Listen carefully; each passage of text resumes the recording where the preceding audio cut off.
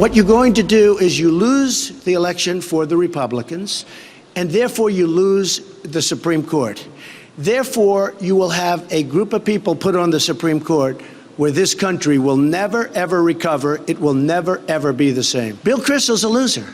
His magazine is failing, as you know. It's going to be down. I don't think it even survives. He's getting some free. That was Donald Trump earlier today. I'm John Bachman sitting in for Ed Berliner. Trump in New York. That news conference was called initially about donations from Trump to various veterans group.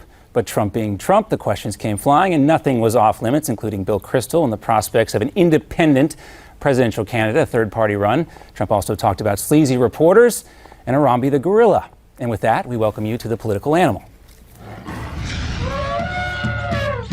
And with us right now, we'd like to welcome in senior political contributor at Forbes and the co-host of the Steele Ungar program on Sirius XM POTUS Channel 124, the one and only Rick Ungar. Rick, great to have you with us. Good to be here as always. Nice to hear from you, John. Great to talk to you as well. All right, so Trump, of course, several times, as recently as just a couple of months ago, has threatened to take the ball and go home, run an independent candidacy of his own. What do you think about that Kristol tweet from this weekend, the intrigue, the suspense, this mysterious candidate who may eventually materialize? Is it going to happen or no, Rick? I don't know. I mean, we've been hearing this from Mr. Kristol for a long time.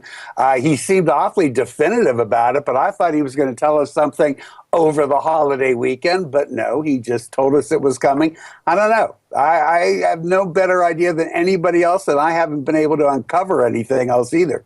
Well, maybe he just can't get anybody to say yes. I mean, we've heard Mitt Romney throw out the idea. Ben Sasse doesn't seem to want to do it. I had a theory. I've talked about this a little bit. Why not just flood the field with a bunch of independent candidates so nobody can get the majority, and then it goes to the House of Representatives? Well, that would be interesting, wouldn't it? But it only goes to the House if Hillary Clinton doesn't get enough electoral votes to win.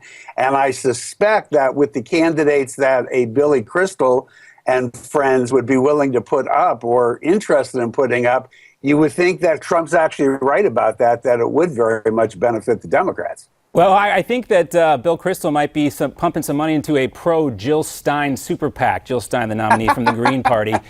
And you know, you got the American Independent Party, you got the Constitution Party. So they don't have access to 270 electoral college votes, but they can get some votes out there. I don't know. We'll see what happens. I do want to bring this up, though, from the Associated Press and NORC, the Center for Public Affairs Research.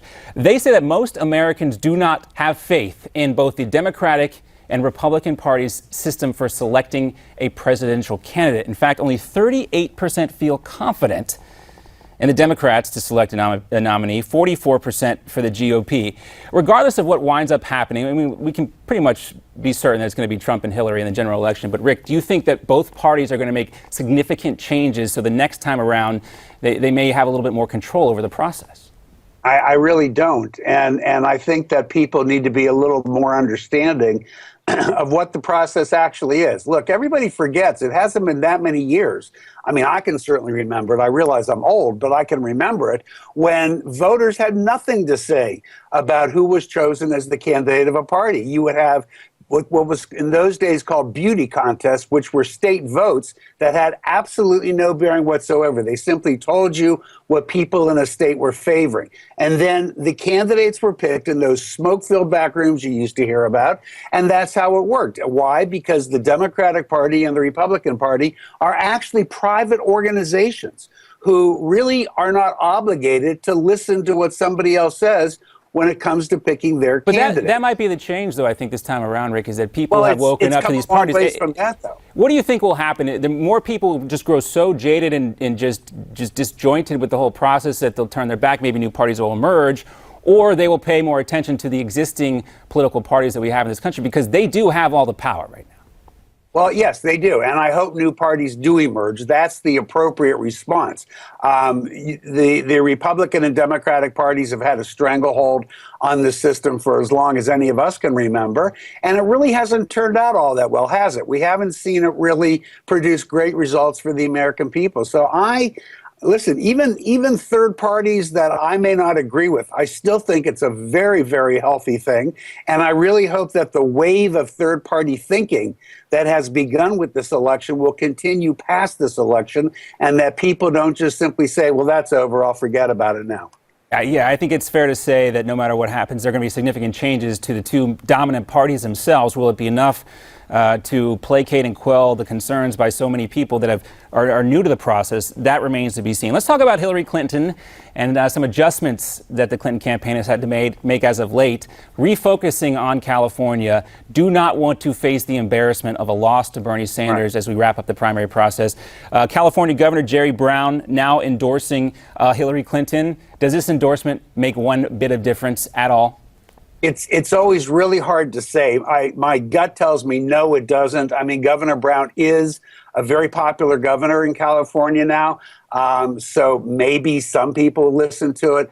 I've never thought that governor's endorsements really mean that much, so I'm not sure it does in this case. It's going to be close, much closer. When I was talking to my California contacts just 2 weeks ago, I mean, they were all saying this is done. This is in the bag for Hillary Clinton. And now that is not necessarily the case, although I'm still betting that she does end up winning it. All right, well, that's not very much fun. Let's talk about what happens if she doesn't win California.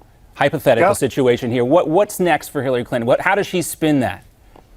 Actually, I think you said it. What's next for Hillary Clinton is going ahead and accepting the nomination of her party to run for president. She'll still be the winner. But you were right. There is some embarrassment that attaches with that, especially when you consider that she was so far ahead not that long ago. It is a problem for her. I don't think it's a problem that will cost her the nomination. I think that ship has sailed, and it's a problem she'll get over because once you get to the general, it's a complete reset. But how damaged is she, Rick? Let's say she loses California. Heading into the general election, she limps to the finish line. She's definitely damaged. Not only that, she's compromised. She has to pick a vice presidential candidate that appeals to the Bernie Sanders supporters, and she has to change some things on the platform as well. Well, I think she's definitely damaged, but I don't think she's damaged as a result of whatever happens in California. She's embarrassed as a result of what could happen in California, but I don't think it impacts that much on what happens going forward. There are other issues that you raise are an issue. I think that she's going to probably resist the push to put somebody far more liberal on the ticket. Could be wrong about that. It's going to be all based, obviously, on a political calculation. If she feels she needs it to get those Democrats into the party, the ones that have been Sanders supporters, then she will do it. But, she's walking a tight line there. You've got the independents, the ones you really have to convince in order to win the election. And now you have the problem that Bernie Sanders has not helped her with any.